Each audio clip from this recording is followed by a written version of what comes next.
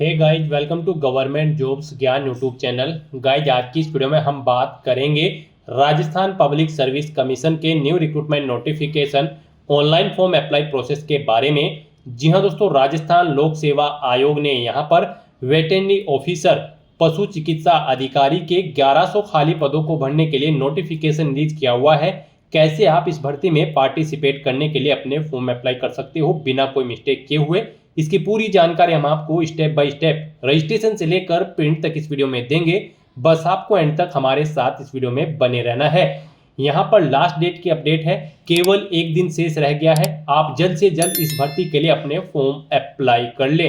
अंतिम समय में कैसे आपको अपना फॉर्म अप्लाई करना है जिससे आपका फॉर्म रिजेक्ट ना हो, पूरी जानकारी आपको इस वीडियो में दी जाएगी। साथ ही साथ आपको फॉर्म अप्लाई करते हुए जो जो भी प्रॉब्लम फेस हो रही है उन सभी का हल आपको इस वीडियो में मिल जाएगा। यहाँ पर आपको सभी डिटेल्स प्रोवाइड कराई जाएगी, जैसे कि कैसे आपको अपना वन टाइम रजिस्ट्रेशन करना है, कैसे यहाँ पर आपको अपनी ई-केवाईसी करनी है अगर ई-केवाईसी की रिक्वायरमेंट है, कैसे आपको अपना लाइव फोटो कैप्चर करना है, एजुकेशनल क्वालिफिकेशन की डिटेल देनी है, डॉक्यूमेंट्स अपलोड करने हैं, कौन सा डॉक्यूमेंट कितने केबी में आपको अपलोड करना है, पूरी जानकारी आपको इस वीडियो में दी जाएगी। बस आपको एंड तक हमारे साथ इस वीडियो में बने रहना है। तो बिना कोई वक्त गंवाए चलिए शुरू करते हैं। आपको इस वीडियो के डिस्क्रिप्शन बॉक्स में हमारी वेबसाइट ind-sarkari-naukri.in के इस पेज का लिंक मिल जाएगा। यहाँ पर आपको इस भर्ती के रिगार्डिंग सभी डिटेल्स प्रोवाइड कर दी गई है। Rajasthan public service commission RPSC ने कुछ दिनों पहले वेटरनरी ऑफिसर पशु चिकित्सा अधिकारी के 1100 खाली पदों को भरने के लिए नोटिफिकेशन रिलीज किया हुआ है। आप यहाँ पर 3 सितंबर 2025 तक अपने फॉर्म अप्लाई कर सकते हैं।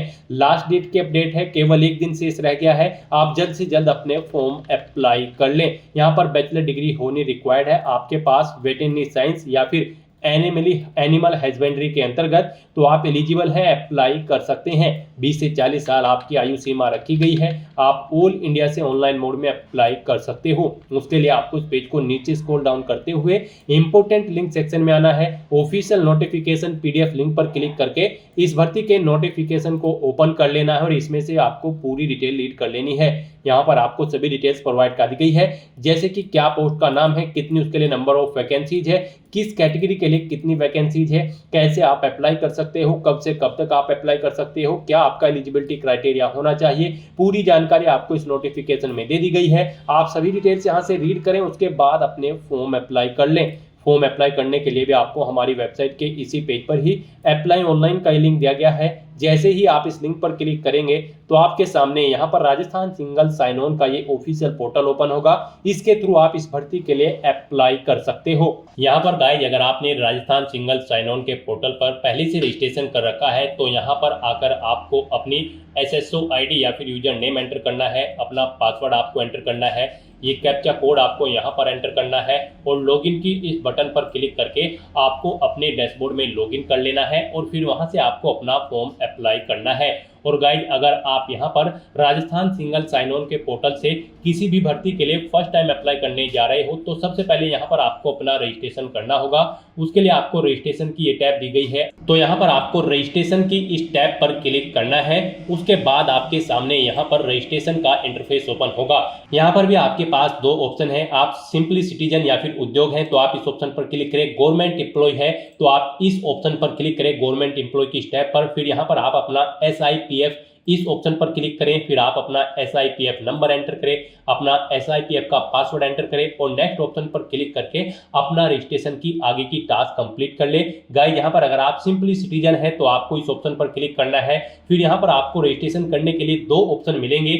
आप यहाँ पर जन आधार और गूगल के थ्रू अपना रजिस्ट्रेशन कर सकते हो। जन आधार के थ्रू केवल राजस्थान रेजिडेंट के कैंडिडेट ही अपना रजिस्ट्रेशन कर सकते हैं और गूगल के थ्रू यहाँ पर राजस्थान के साथ साथ सभी स्टेट के कैंडिडेट अपना वन टाइम रजिस्ट्रेशन कर सकते हैं। तो यहाँ पर आपको गूगल के इस ऑप्शन पर क्लिक करना है। उसके बाद आपके सामने कुछ इस तरह से इंटरफेस ओपन होगा। अब यहाँ पर आपको अपनी जीमेल ID एंटर करनी है और फिर आपको नेक्स्ट के इस ऑप्शन पर क्लिक कर देना है। उसके बाद यहाँ पर आपको कंटिन्यू की स्टेप पर क्लिक करना है। नेक्स्ट आपके सामने कुछ इस तरह से इंटरफेस शो होगा। आपकी ईमेल आईडी के शुरू के कैरेक्टर को यहाँ पर आपका एसएसओ आईडी या फिर यूजर नेम सेट कर दिया गया है एसएसओ की तरफ से। अगर इसमें आप चेंज करना चाहते हैं तो आप अपने अकॉर्डिंग ABCDXYZ कुछ भी आप इसमें चेंज कर सकते हो। और फिर यहाँ पर अगर ये ग्रीन कलर में है तो यानी कि ये यूजर नेम अवेलेबल है, और अगर ये रेड कलर में होगा और यहाँ पर क्रॉस का निशान होगा तो फिर ये अवेलेबल नहीं होगा। आपको उसमें कुछ चेंज करना होगा और अपने अकॉर्डिंग यहाँ पर आपको अपना यूजर नेम सेट कर लेना है। उसके बाद यहाँ पर आपको अपना पासवर्ड एंटर करना है। गाइस यहाँ पर आपका पासवर्ड 8 से 30 कैरेक्टर के बीच में होना चाहिए। यहाँ पर आपको पासवर्ड की गाइडलाइन दी गई है। इस गाइडलाइन के अकॉर्डिंग आपको अपना पासवर्ड यहाँ पर रेडी करना है। आपको कुछ इस फॉर्मेट में अपना पासवर्ड यहाँ पर रेडी करना है। मीन्स आपका पासवर्ड यहाँ पर अल्फा न्यूमेरिक फॉर्मेट में होना चाहिए। आपके पासवर्ड में कम से कम एक अपर केस कैरेक्टर, एक लोअर केस कैरेक्टर, एक इंटीजर नंबर और एक स्पेशल कैरेक्टर जैसे कि @ या फिर डॉलर होना चाहिए। तो इस फॉर्मेट में यहाँ पर आपको अपना पासवर्ड सेट करना है। वही पासवर्ड आपको कंफर्म पासवर्ड फील्ड में एंटर करना है। उसके बाद यहाँ पर आपको अपना मोबाइल नंबर एंटर करना है। फिर आपको इसे नीचे स्क्रॉल डाउन करना है। फिर यहाँ पर आपको अपना मोबाइल नंबर एंटर करना है या फिर ईमेल आईडी एंटर करनी है। और उसके बाद गाइस यहाँ पर आपको रजिस्टर की इस टैब पर क्लिक कर देना है। इस तरह से यहाँ पर आपका रजिस्ट्रेशन सक्सेसफुली कंप्लीट हो जाएगा। आपको एक यूजर आईडी और पासवर्ड आपके रजिस्टर्ड मोबाइल नंबर पर सबमिट कर दिया गया है। आपको उसे केयरफुली नोट डाउन करके रख लेना है फ्यूचर यूज के लिए। और यहाँ पर अब आपको ओके के इस बटन पर क्लिक करना है। नेक्स्ट आपके सामने कुछ इस तरह से इंटरफेस ओपन होगा। गाइस यहाँ पर अब आपको अपनी एसएसओ आईडी या फिर यूजर नेम एंटर करना है। उसके बाद आपको अपना पासवर्ड एंटर करना है जो आपके मोबाइल नंबर पर आया है या फिर आपने जो क्रिएट किया है। उसके बाद आपको ये कैप्चा कोड यहाँ पर एंटर करना है और फिर आपको यहाँ पर लॉगिन की इस टैब पर क्लिक कर देना है। और गाइस यहाँ पर अगर आप अपनी एसएसओ आईडी भूल गए हैं या फिर पासवर्ड भूल गए हैं तो यहाँ पर आप I forget my digital identity SSO ID के सामने क्लिक करके इस लिंक पर क्लिक करें और फिर यहाँ पर आप अपनी बेसिक डिटेल्स प्रोवाइड कराते हुए अपनी एसएसओ आईडी गेट कर ले। पासवर्ड भूल चुके हैं तो उसके लिए भी आप क्लिक करके इस लिंक पर क्लिक करके अपना पासवर्ड गेट कर सकते हैं। अगर मल्टीपल एसएसओ आईडी है तो आप क्लिक है टू मर्ज इस ऑप्शन पर क्लिक करके अपनी एसएसओ आईडी यहाँ पर मर्ज कर सकते हैं। तो बस यहाँ पर अब आपको अपनी यूजर आईडी और पासवर्ड एंटर करके और ये कैप्चा कोड एंटर करके अपने डैशबोर्ड में लॉगिन करना है। नेक्स्ट आपके सामने कुछ इस तरह से इंटरफेस ओपन होगा। गाइस यहाँ पर अब आपको अपनी प्रोफाइल अपडेट करनी है। सबसे पहले यहाँ पर अगर आप अपना फोटो ऐड करना चाहते हैं तो आप इस फोटो पर क्लिक करें। फिर यहाँ पर आप इस फोटो पर क्लिक करें। उसके बाद यहाँ पर आप इस ऑप्शन पर क्लिक करें और अपना फोटो सेलेक्ट करके यहाँ पर आप उसे अपडेट कर सकते हैं। अपना प्रोफाइल फोटो यानी कि आप यहाँ पर सेट कर सकते हो। उसके बाद यहाँ पर आप अपना फर्स्ट नेम चेंज करना चाहते हैं तो इसे आप चेंज कर सकते हैं। लास्ट नेम चेंज करना चाहते हैं तो इसे आप चेंज कर सकते हैं। उसके बाद यहाँ पर आपका जो डिस्प्ले नेम, आपकी प्रोफाइल का जो डिस्प्ले नेम होगा वो यहाँ पर आप एंटर कर दें। इसे आप अपने अकॉर्डिंग यहाँ पर सेट कर सकते हैं। फिर यहाँ पर आपको अपनी डेट ऑफ बर्थ इस कैलेंडर में से सिलेक्ट कर लेनी है। उसके बाद यहाँ पर आपको अपना जेंडर सिलेक्ट करना है, आप मेल हो, फीमेल हो या फिर ट्रांसजेंडर या फिर अदर। उसके बाद यहाँ पर आपको अपना मोबाइल नंबर एंटर करना है। यहाँ पर आप इस ऑप्शन पर क्लिक करें, अपना मोबाइल नंबर एंटर करें और फिर आप सेंड ओटीपी ऑप्शन पर क्लिक करें। उसके बाद आपके रजिस्टर्ड मोबाइल नंबर पर एक ओटीपी जाएगा। वो ओटीपी आपको यहाँ पर वेरीफाई करना है। तो यहाँ पर आपको अपना ओटीपी एंटर करना है जो आपके मोबाइल नंबर पर आया है और उसके बाद आपको यहाँ पर वैलिडेट ओटीपी के इस ऑप्शन पर क्लिक करके अपना मोबाइल नंबर यहाँ पर वेरीफाई कर लेना है। फिर यहाँ पर अगर आपके पास कोई लैंडलाइन नंबर है तो वो आप एंटर कर सकते हैं, नहीं है तो आप इस कॉलम को खाली छोड़ दें। फिर यहाँ पर आपको अपना एड्रेस एंटर करना है। उसके बाद आपको अपना पोस्टल कोड देना है, अपनी सिटी या फिर डिस्ट्रिक्ट यहाँ पर आप एंटर करें। और गाइस यहाँ पर उसके बाद आप अपना स्टेट सिलेक्ट कर लें, जिस स्टेट से आप बिलोंग करते हैं। उसके बाद अगर आप राजस्थान स्टेट के कैंडिडेट हैं तो आप अपनी जन आधार आईडी या फिर इनरोलमेंट आईडी यहाँ पर एंटर करें। आप इस ऑप्शन पर क्लिक करें, अपनी जन आधार आईडी या फिर इनरोलमेंट आईडी यहाँ पर एंटर करें और फैच मेंबर्स ऑप्शन पर क्लिक करके अपनी डिटेल यहाँ पर फैच कर ले। फिर यहाँ पर अगर आप राजस्थान स्टेट के कैंडिडेट हैं तो यहाँ पर आपको अपना संस्था आधार नंबर एंटर करना है। आप इस ऑप्शन पर क्लिक करें, अपना संस्था आधार नंबर एंटर करें, सेंड ओटीपी ऑप्शन पर क्लिक करें। आपके मोबाइल नंबर पर एक ओटीपी आएगा जो आपके संस्था आधार नंबर से लिंक है। वो ओटीपी आप यहाँ पर एंटर करके उसे वेरीफाई कर ले। और उसके बाद गाइस यहाँ पर आप अपडेट के इस बटन पर क्लिक करके अपने प्रोफाइल की सभी डिटेल्स यहाँ पर अपडेट कर दें। इस तरह से यहाँ पर आपकी एसएसओ की जो प्रोफाइल है वो सक्सेसफुली अपडेट हो चुकी है। अब यहाँ पर आप ओके के बटन पर क्लिक करें। नेक्स्ट आपके सामने यहाँ पर कुछ इस तरह से इंटरफेस ओपन होगा। अब यहाँ पर आपको रिक्रूटमेंट पोर्टल सर्च करना है। आप कंट्रोल F यहाँ पर प्रेस करें, REC एंटर करें। उसके बाद यहाँ पर आपको रिक्रूटमेंट पोर्टल का ये ऑप्शन मिलेगा, आप इस लिंक पर क्लिक कर दें। नेक्स्ट आपके सामने कुछ इस तरह से इंटरफेस ओपन होगा। अब यहाँ पर आने के बाद आपको वन टाइम रजिस्ट्रेशन के इस लिंक पर क्लिक करना है। उसके बाद आपके सामने यहाँ पर कुछ इस तरह से इंटरफेस ओपन होगा। अब यहाँ पर आपको अपने वन टाइम रजिस्ट्रेशन की डिटेल प्रोवाइड करनी है। अब यहाँ पर आपसे सबसे पहले पूछा गया है कि क्या आप राजस्थान स्टेट के निवासी हैं, अगर हैं तो यस करें और फिर यहाँ पर आप अपनी जन आधार या फिर एक्नॉलेजमेंट ID एंटर करके फैच मेंबर ऑप्शन पर क्लिक करें और अपनी डिटेल यहाँ पर फैच कर लें। और अगर आप राजस्थान के निवासी नहीं हैं तो यहाँ पर आपको नो ऑप्शन सेलेक्ट करना है। उसके बाद यहाँ पर आपको अपना आधार नंबर एंटर करना है और फिर यहाँ पर आपको एग्री की स्टेप पर क्लिक कर देना है। उसके बाद यहाँ पर आपके सामने कुछ इस तरह से पॉपअप शो होगा। यहाँ पर आपसे पूछा गया है कि क्या आप राज्य भर्ती पोर्टल को एक बार पंजीकरण यानी कि OTR के लिए मेरे आधार विवरण, नाम, पिता का नाम, लिंग और जन्म दिनांक का उपयोग करने की अनुमति प्रदान करते हो या फिर करती हो। तो आपको इस चेकबॉक्स को ओके करना है और फिर आपको सेंड OTP के इस ऑप्शन पर क्लिक कर देना है। फिर आपके सामने कुछ इस तरह से इंटरफेस ओपन होगा। अब यहाँ पर आपको अपना आधार वेरीफाई करना है। उसके लिए आपको यहाँ पर इस चेकबॉक्स को ओके करना है और फिर आपको OTP भेजें इस ऑप्शन पर क्लिक कर देना है। उसके बाद यहाँ पर आपके रजिस्टर्ड मोबाइल नंबर पर एक OTP आएगा। उस मोबाइल नंबर पर जिससे आपका आधार लिंक है वो OTP आप यहाँ पर एंटर करें और फिर आप प्रमाणीकरण करें, इस ऑप्शन पर आप क्लिक कर दें। इस तरह से यहाँ पर आपका आधार वेरीफाई हो जाएगा और आपकी जो डिटेल्स है वो यहाँ पर आपके आधार से फैच करके फिल कर दी गई है, जैसे कि आपका नाम, आपका जेंडर, आपके फादर का नाम, आपकी डेट ऑफ बर्थ। अब यहाँ पर आपको अपना मोबाइल नंबर एंटर करना है और फिर यहाँ पर आपको gate email from SSO profile इस ऑप्शन पर क्लिक करके अपनी ईमेल ID को यहाँ पर फैच कर लेना है। जो आपने रजिस्ट्रेशन टाइम पर अपनी ईमेल ID एंटर की थी वो यहाँ पर फैच होके आ जाएगी। फिर यहाँ पर आपको वेरीफाई OTR आपको इस ऑप्शन पर क्लिक कर देना है। फिर यहाँ पर आपको आपकी डिटेल शो कर दी जाएगी। आपकी डिटेल अगर ओके है तो यहाँ पर अब आप फाइनल सबमिट के इस ऑप्शन पर क्लिक कर दें। उसके बाद आपके रजिस्टर्ड मोबाइल नंबर पर एक OTP आएगा। वो OTP आपको यहाँ पर एंटर करना है और उसके बाद आपको यहाँ पर वेरीफाई OTP के इस ऑप्शन पर क्लिक कर देना है। इस तरह से यहाँ पर आपके वन टाइम रजिस्ट्रेशन की डिटेल सक्सेसफुली सेव हो जाएगी। आपको एक रजिस्ट्रेशन नंबर यहाँ पर प्रोवाइड कर दिया गया है, वन टाइम रजिस्ट्रेशन नंबर। आपको इसे केयरफुली नोट डाउन करके रख लेना है फ्यूचर यूज के लिए। और यहाँ पर अब आपको ओके के इस बटन पर क्लिक करना है। फिर आपको आपके OTR के इसी इंटरफेस पर आपको रिडायरेक्ट कर दिया जाएगा। यहाँ पर आपकी OTR की सभी डिटेल्स वेरीफाई हो चुकी है। आपको एक रजिस्ट्रेशन नंबर जो वहां पर दिया गया था वो रजिस्ट्रेशन नंबर यहाँ पर भी शो कर दिया गया है। आपको इसे केयरफुली नोट डाउन करके रख लेना है फ्यूचर यूज के लिए। अब गाइस यहाँ पर आपको अपना फीस पेमेंट करना है। नेक्स्ट स्टेप आपका फीस पेमेंट का होगा। उसके लिए आपको यहाँ पर पे फीस की स्टेप पर क्लिक करना है। उसके बाद आपके सामने यहाँ पर कुछ इस तरह से पॉपअप शो होगा। अब यहाँ पर आपसे पूछा गया कि क्या आप राजस्थान स्टेट के कैंडिडेट हैं, अगर हैं तो यस करें और फिर यहाँ पर आप अपनी कैटेगरी सिलेक्ट करें। आप रिजर्व कैटेगरी के अंतर्गत आते हो या फिर अनरिजर्व के, आप अपने अकॉर्डिंग ऑप्शन सिलेक्ट करें। और अगर आप राजस्थान स्टेट के कैंडिडेट नहीं हैं तो यहाँ पर आप नो ऑप्शन सिलेक्ट करें। फिर यहाँ पर केवल अनरिजर्व कैटेगरी कैंडिडेट ही अप्लाई कर सकते हैं अगर आप राजस्थान स्टेट से बाहर के कैंडिडेट हैं। उसके बाद यहाँ पर आपसे पूछा गया कि क्या आप स्पेशली एबल्ड कैंडिडेट हैं, अगर हैं तो आप यहाँ पर यस ऑप्शन सेलेक्ट करें। उसके बाद यहाँ पर आपको 400 रुपये फीस के रूप में जमा कराने होंगे। और अगर आप स्पेशली एबल्ड कैंडिडेट नहीं है तो यहाँ पर आपको नो ऑप्शन सेलेक्ट करना है। फिर यहाँ पर आपको 600 रुपये एप्लीकेशन फीस के रूप में जमा कराने होंगे। तो इस तरह से आपको आपकी कैटेगरी के अकॉर्डिंग यहाँ पर फीस का अमाउंट शो कर दिया जाएगा। गाइस हम यहाँ पर आपको एक बार फिर से बता दें, अगर आप यहाँ पर वन टाइम रजिस्ट्रेशन करने जा रहे हो, अगर आप अनरिजर्व कैटेगरी से बिलोंग करते हो तो फिर आपको 600 रुपये फीस जमा करानी है।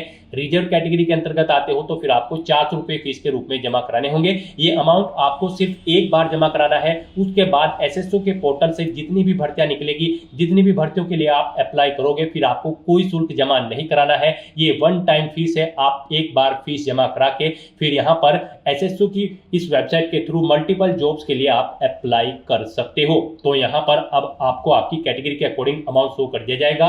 उसके बाद यहाँ पर आपको पे फीस के इस ऑप्शन पर क्लिक करना है, फिर आपको ओके करना है। उसके बाद यहाँ पर आपको फीस पेमेंट के इंटरफेस पर डायरेक्ट कर दिया जाएगा। यहाँ पर आपके पास 3 चॉइस है, आप 3 तरह से अपना फीस पेमेंट कर सकते हो, नेट बैंकिंग के थ्रू, एग्रीगेटर के थ्रू या फिर QR कोड पेमेंट के थ्रू। यहाँ पर सबसे बेस्ट ऑप्शन आपके लिए QR कोड पेमेंट रहेगा। आप यहाँ पर इस ऑप्शन को सिलेक्ट करें, फिर यहाँ पर आप फोन पे ऑप्शन सिलेक्ट करें और पे नाउ के इस ऑप्शन पर क्लिक कर दें। उसके बाद गाइस यहाँ पर आपको फीस पेमेंट के इंटरफेस पर डायरेक्ट किया जाएगा। नेक्स्ट आपके सामने कुछ इस तरह से इंटरफेस ओपन होगा। यहाँ पर आप 2 तरह से फीस पेमेंट कर सकते हो, QR कोड के थ्रू या फिर आप अपने मोबाइल नंबर के थ्रू यहाँ पर फीस पेमेंट कर सकते हो। आपके लिए यहाँ पर बेस्ट ऑप्शन QR कोड रहेगा। तो यहाँ पर आप शो कोड ऑप्शन पर क्लिक करें, आपके सामने ये QR कोड शो होगा। आप अपने किसी भी UPI से इसे स्कैन करें और अपना फीस पेमेंट कर दें। सक्सेसफुली फीस पेमेंट करने के बाद आपको आपके OTR के डैशबोर्ड पर डायरेक्ट कर दिया जाएगा। यहाँ पर आपका फीस पेमेंट सक्सेसफुली कंप्लीट हो चुका है। अब आप व्यू रिसिप्ट के ऑप्शन पर क्लिक करके अपनी एप्लीकेशन फीस की एक रिसिप्ट का यहाँ पर प्रिंट आउट ले सकते हैं फ्यूचर यूज के लिए। और यहाँ पर अपनी ये फीस पेमेंट करने के बाद अब आपको नेक्स्ट ऑप्शन कंप्लीट करना है, वो आता है यहाँ पर आपका OTR eKYC। आपको इस ऑप्शन पर क्लिक करना है। अब यहाँ पर गाइस आपको अपना लाइव फोटो कैप्चर करना है और अपना हैंड रिटन डिक्लेरेशन डॉक्यूमेंट आपको अपलोड करना है। लाइव फोटो कैप्चर करने के लिए आपको कुछ गाइडलाइंस दी गई है, इन्हें ध्यान में रखते हुए आपको अपना फोटो यहाँ पर कैप्चर करना है। यहाँ पर 5 सेकंड के टाइमर के पश्चात अभ्यर्थी अपनी पलक 2-3 बार झपकाए। यदि आपकी फोटो बंद आंखों के साथ कैप्चर हुई है तो आप दोबारा से अपनी फोटो कैप्चर करें और फोटो कैप्चर करते समय आपको कैमरे की तरफ देखना है। अगर आप चश्मे का इस्तेमाल करते हैं तो आप अपना फोटो चश्मे के साथ ही लें, परंतु इस बात का ध्यान रखें कि चश्मे पर रोशनी के कारण फोटो अस्पष्ट अथवा चमक के साथ कैप्चर ना हो। बिल्कुल साफ फोटो आपका होना चाहिए। साथ ही साथ यहाँ पर अभ्यर्थियों को सुनिश्चित करना होगा कि लाइव फोटो साफ एवं पर्याप्त रोशनी में पृष्ठभूमि के साथ ली गई हो। धुंधली अथवा अंधकार में फोटो यहाँ पर एक्सेप्ट नहीं होगी। गाइस यहाँ पर अगर आपका फोटो स्पष्ट नहीं है तो आप बार बार अपना फोटो कैप्चर कर सकते हैं, परंतु एक बात आपको याद रखनी है, OTP के माध्यम से वेरिफिकेशन के पश्चात फाइनल सबमिट किए जाने के बाद आपको अवसर नहीं मिलेगा।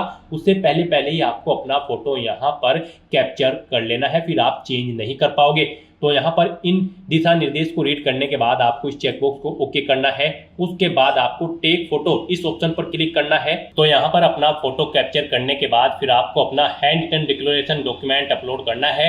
उसके लिए यहाँ पर आपको फॉर्मेट दिया गया है, आप सैंपल फाइल के इस लिंक पर क्लिक करें। नेक्स्ट आपके सामने यहाँ पर ये PDF ओपन हो जाएगी।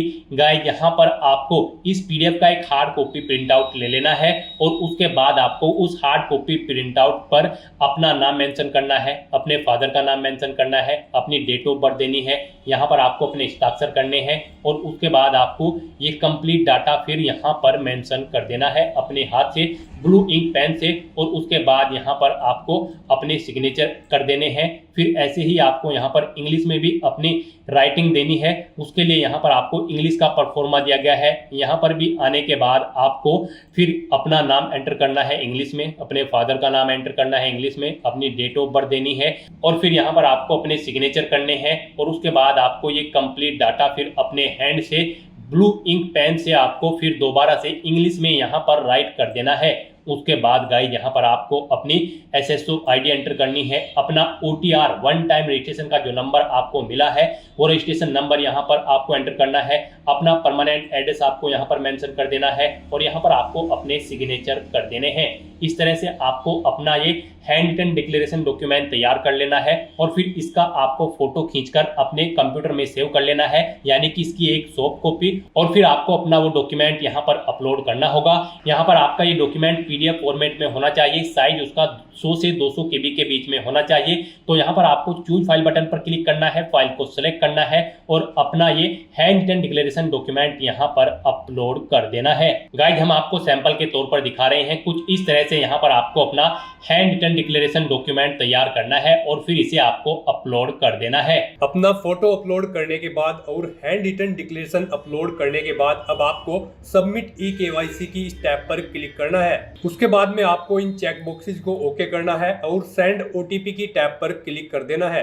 एक ओटीपी आपके मोबाइल नंबर और ईमेल एड्रेस पर सबमिट किया गया है, वो ओटीपी आपको इस बॉक्स में एंटर करना होगा और फाइनल सबमिट की इस टैब पर क्लिक कर देना होगा।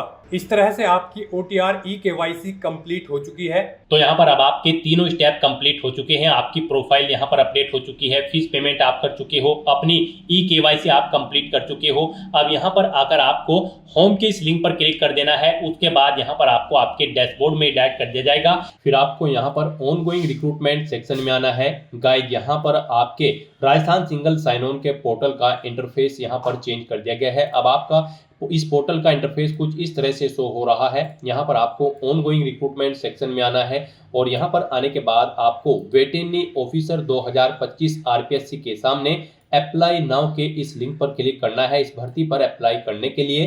नेक्स्ट आपके सामने कुछ इस तरह से इंटरफेस होगा। अब आपको दोबारा से वेटरनरी ऑफिसर की इस टैब पर क्लिक कर देना है, आपको इस लिंक पर क्लिक करना है। नेक्स्ट आपके सामने कुछ इस तरह से डाटा OTR रिव्यू का ये पॉपअप शो होगा। यहाँ पर अगर आप अपनी प्रोफाइल में अपडेट करना चाहते हैं तो आप अपडेट के ऑप्शन पर क्लिक करके अपडेट कर सकते हैं, और अगर आप अपडेट नहीं करना चाहते हैं, आपने पहले से अपडेट कर रखी है अपनी प्रोफाइल, तो अब यहाँ पर आपको प्रोसीड के ऑप्शन पर क्लिक कर देना है। नेक्स्ट आपके सामने कुछ इस तरह से इंटरफेस शो होगा। अब यहाँ पर आपको अपनी बेसिक डिटेल्स प्रोवाइड करनी है। यहाँ पर आपको कुछ चीज़ें आपकी ऑटोमेटिकली फिर मिल जाएगी जो आपके OTR से फेच कर ली गई है। अब यहाँ पर बस आपको अपनी मदर का नाम एंटर करना है। फिर यहाँ पर आपको अपनी कैटेगरी सिलेक्ट करनी है, आप जिस कैटेगरी से बिलोंग करते हैं। उसके बाद यहाँ पर आपसे पूछा गया कि क्या आप person with benchmark disability category candidate हैं। अगर हैं तो यहाँ पर आप अपनी कैटेगरी सिलेक्ट करें और फिर यहाँ पर आप अपनी डिसेबिलिटी सब कैटेगरी सिलेक्ट करें और फिर आप बताएं कि क्या आपको यहाँ पर श्रुतु लेखक की आवश्यकता होगी एग्जाम में, आप उसका प्रबंध स्वयं करेंगे या फिर डिपार्टमेंट को करना होगा, आपको डिटेल देनी होगी। और अगर आप यहाँ पर बेंचमार्क दिव्यांगजन श्रेणी के व्यक्ति नहीं है तो यहाँ पर गाइड आपको नोट एप्लीकेबल ऑप्शन सेलेक्ट करना है। फिर आपको आगे की डिटेल्स यहाँ पर डिसेबल्ड कर दी जाएगी। फिर यहाँ पर आपको अपना मैरिटल स्टेटस सेलेक्ट कर लेना है, आप मैरिड हो, अनमैरिड हो या फिर डाइवोर्स हो या फिर विडोअर, आप अपने अकॉर्डिंग यहाँ पर ऑप्शन सेलेक्ट करें। फिर यहाँ पर आपको अगर आप मैरिड होंगे तो आपको अपने जीवन साथी का नाम देना होगा। जीवन साथी की अगर मृत्यु हो चुकी है तो उसकी तिथि आपको सिलेक्ट करनी होगी, और अगर आप अनमैरिड है तो आपको ये डिटेल्स यहाँ पर प्रोवाइड नहीं करानी होगी, जैसे कि शादी की तारीख, जीवन साथी के पिता का नाम, आपको इन डिटेल्स को नहीं देना होगा अगर आप अनमैरिड हो।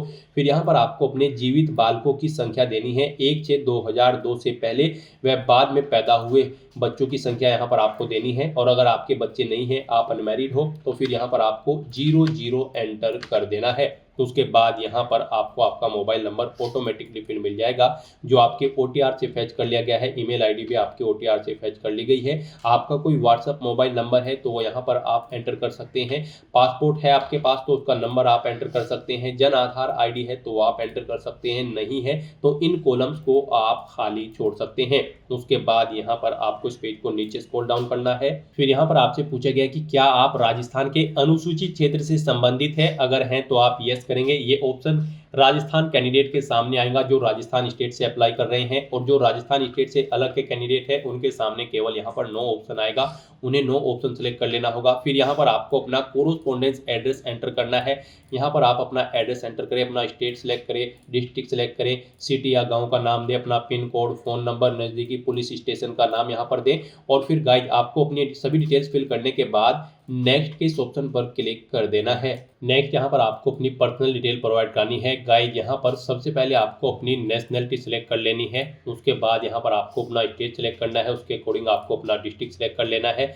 फिर यहाँ पर आपको अपना ब्लॉक सेलेक्ट कर लेना है, तहसील सेलेक्ट कर लेनी है, अपना गांव यहाँ पर आपको सिलेक्ट करना है इनके अकॉर्डिंग। फिर यहाँ पर आपसे पूछा गया कि क्या आप इंडिया के बाहर से यहाँ पर स्थापित हुए हैं, अगर हुए हैं तो आप यस करें, और फिर कंट्री सेलेक्ट करें जिससे आप स्थापित हुए हैं।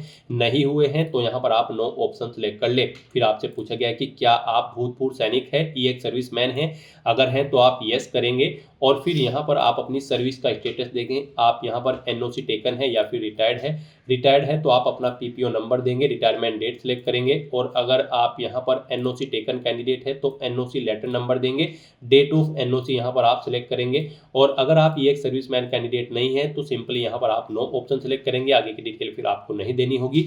उसके बाद आपसे पूछा गया कि क्या यहाँ पर आप स्पोर्ट पर्सन हैं, अगर है तो आप यस करेंगे। और फिर यहाँ पर आप बताएं आप नेशनल लेवल के स्पोर्ट पर्सन हैं या फिर इंटरनेशनल, आप अपने अकॉर्डिंग यहाँ पर ऑप्शन सेलेक्ट करें और फिर उसकी डिटेल प्रोवाइड करें, जैसे कि आपने इंटरनेशनल लेवल पर कौन सा टूर्नामेंट खेला है, गेम का नाम आपको देना है, संस्था का नाम देना है जिसके थ्रू आपने गेम खेला है, भागीदारी का वर्ष यहाँ पर आपको देना है, टूर्नामेंट का प्रकार देना है, क्या आप विजेता है या फिर प्रतिभागी है, फिर क्या आपने अंतर्राष्ट्रीय टूर्नामेंट में पदक जीता है, मेडल का प्रकार आपको सिलेक्ट करना है। इस तरह से आपको अपनी स्पोर्ट की डिटेल देनी होगी। और अगर आप स्पोर्ट पर्सन नहीं हैं तो सिंपली यहाँ पर आप नो ऑप्शन सेलेक्ट करें, फिर यहाँ पर आपको आगे की डिटेल प्रोवाइड नहीं करानी होगी। उसके बाद आपसे पूछा गया कि क्या आप एनसीसी कैडेट प्रशिक्षक हैं, अगर हैं तो आप यस करेंगे। और फिर कब से कब तक है वो डेट आप सेलेक्ट करेंगे। और अगर आप एनसीसी कैडेट प्रशिक्षक नहीं है तो सिंपली यहाँ पर आप नो ऑप्शन सेलेक्ट करें, आगे की डिटेल आपको फिल नहीं करनी होगी।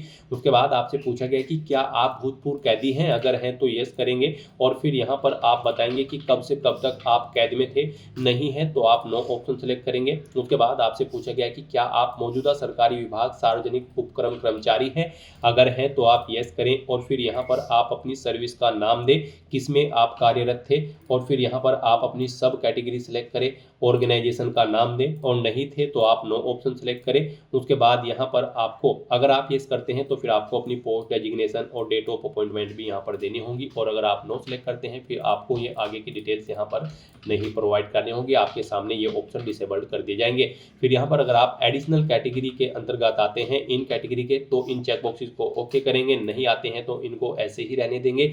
यहाँ पर आप अगर रिलीज इमरजेंसी कमीशन के अंतर्गत आते हैं तो इस चेक बॉक्स को ओके करें, नहीं आते हैं तो इसे ओके न करें।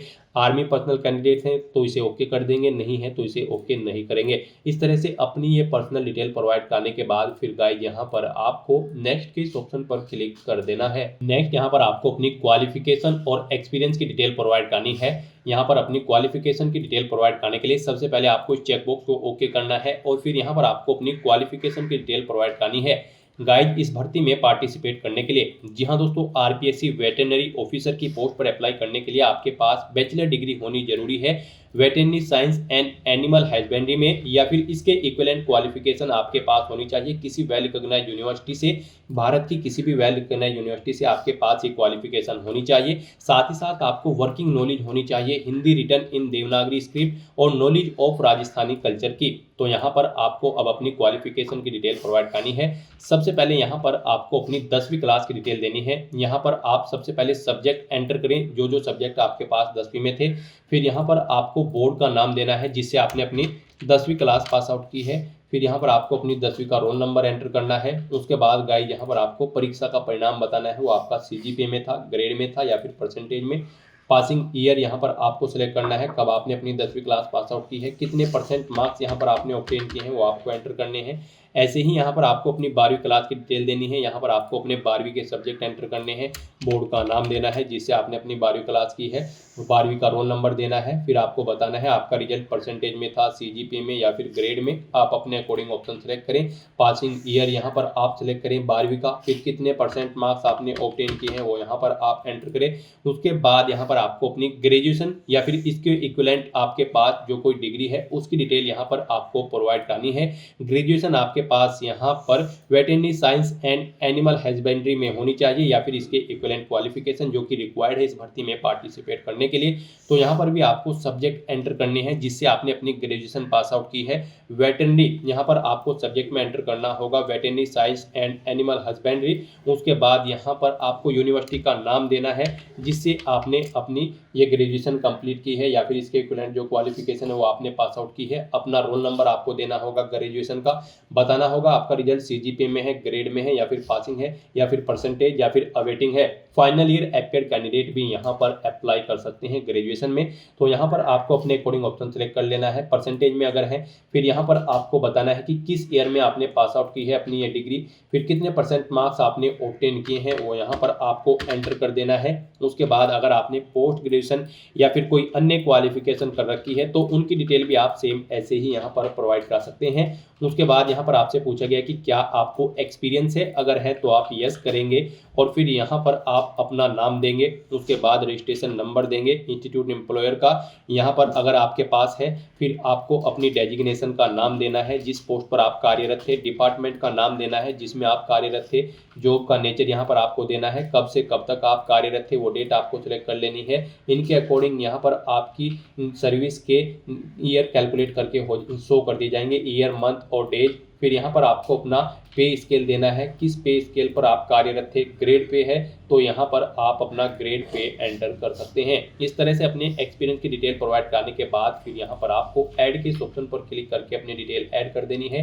और अगर आपको एक से ज़्यादा जगह वर्किंग एक्सपीरियंस है तो यहाँ पर आप दोबारा से डिटेल प्रोवाइड करा के अपनी नेक्स्ट एक्सपीरियंस की डिटेल भी यहाँ पर प्रोवाइड करा सकते हैं। और गाइस अगर आपको एक्सपीरियंस नहीं है तो सिंपली यहाँ पर आप नो ऑप्शन सेलेक्ट करेंगे, फिर आपको आगे की डिटेल नहीं देनी होगी। इस तरह से अपनी क्वालिफिकेशन और एक्सपीरियंस की डिटेल प्रोवाइड करने के बाद फिर यहाँ पर आपको नेक्स्ट के इस ऑप्शन पर क्लिक कर देना है। नेक्स्ट आपके सामने ये पॉपअप शो होगा। यहाँ पर आपको अपनी क्वालिफिकेशन की डिटेल को वेरीफाई करने के लिए सेंड ओटीपी के इस ऑप्शन पर क्लिक करना है। नेक्स्ट आपके रजिस्टर्ड मोबाइल नंबर और ईमेल आईडी पर एक ओटीपी जाएगा, वो ओटीपी आपको यहाँ पर एंटर करना है और उसके बाद गाइज आपको वेरीफाई ओटीपी के इस ऑप्शन पर क्लिक कर देना है। नेक्स्ट आपके सामने कुछ इस तरह से इंटरफेस शो होगा। अब यहाँ पर आपको अपने सिग्नेचर और left hand thumb impression upload करना है। सिग्नेचर यहाँ पर आपके 20 KB से 50 KB के बीच में होनी चाहिए और थंब इंप्रेशन भी आपका 20 KB से 50 KB के बीच में होने चाहिए।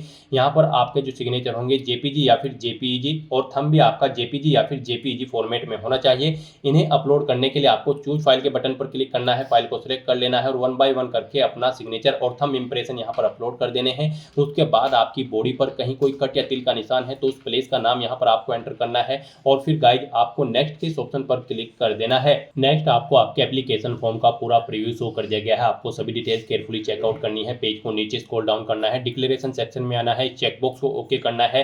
कहीं पर कोई मिस्टेक है तो आप अपडेट बटन पर क्लिक करके बैक करके अपडेट कर सकते हो, नहीं तो यहाँ पर बस अब आपको फाइनल सबमिट के इस ऑप्शन पर क्लिक कर देना है। उसके बाद आपके सामने ये पॉपअप शो होगा, आप इस चेकबॉक्स को ओके करें और उसके बाद सेंड ओटीपी के इस ऑप्शन पर क्लिक कर दें। नेक्स्ट आपके रजिस्टर्ड मोबाइल नंबर और ईमेल आईडी पर एक ओटीपी आएगा, वो ओटीपी आपको यहाँ पर एंटर करना है और उसके बाद आपको वेरीफाई ओटीपी के इस ऑप्शन पर क्लिक कर देना है। इस तरह से यहाँ पर आपका एप्लीकेशन फॉर्म सक्सेसफुली सबमिट हो चुका है। अब आपको यहाँ पर प्रिंट के इस ऑप्शन पर क्लिक करके अपने एप्लीकेशन फॉर्म का एक हार्ड कॉपी प्रिंट आउट ले लेना है फ्यूचर यूज के लिए, फ्यूचर रेफरेंस के लिए। और उसके बाद गाइड आप माई रिक्रूटमेंट के इस लिंक पर क्लिक करके अपने डैशबोर्ड में जाकर अपने एप्लीकेशन फॉर्म का स्टेटस चेकआउट कर सकते हो। तो दोस्तों ऐसे आप Rajasthan public service commission veterinary officer के 1100 खाली पदों को भरने के लिए अपना फॉर्म अप्लाई कर सकते हो बिना कोई मिस्टेक किए हुए। आज की इस वीडियो में बस इतना ही। आई होप ये वीडियो आपको पसंद आई होगी। अगर पसंद आई हो तो इसे लाइक और शेयर करें, चैनल पर नए हो तो इसे सब्सक्राइब कर लें। Thanks for watching.